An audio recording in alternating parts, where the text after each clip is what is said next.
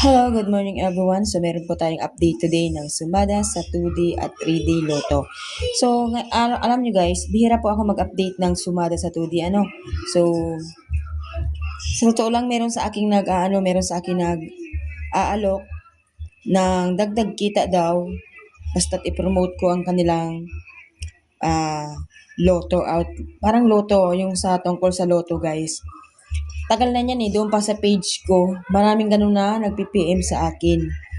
So ako kasi guys, natatakot ako.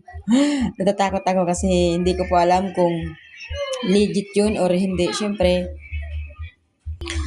guys, naiisip ko, baka biglang mawala naman tong Facebook ko. Mawala naman itong channel ko. Natatakot ako guys. So mahirap kasi guys, basta-basta magtitiwala.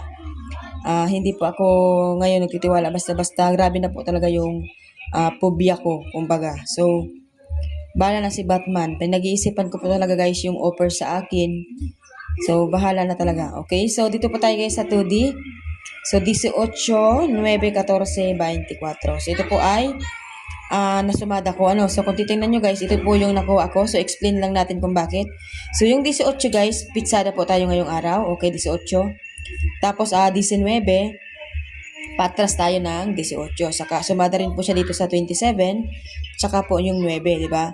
Tapos yung 14 naman guys, galing po dito sa 5. So magkapansin niyo, may 13 na tapos may mga 15 na. So why not 14, di ba? So yung 24 naman, pwede kasi 24 or 28. Kasi tingnan nyo dito, 25, 26, 27. So, maaari din siyang mag-28 dito. So, bahala na kayo guys, baka kaya nyo pang idagdag. And then, 24 yung napili ko. Dito naman ako guys kumuha sa 22, 23. Wala si 24 guys.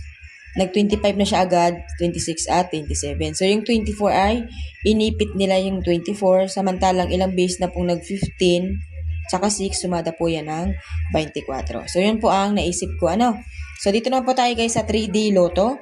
So, yung 3D Lotto guys, kadalasan ay nakukuha talaga natin yung sumada nito. So, rumble din po ang tayaan nyo ha.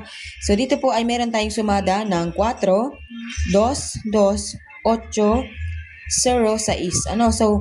So, pwede po dito guys mag-4 kasi dito ay nawawala si 4, di ba?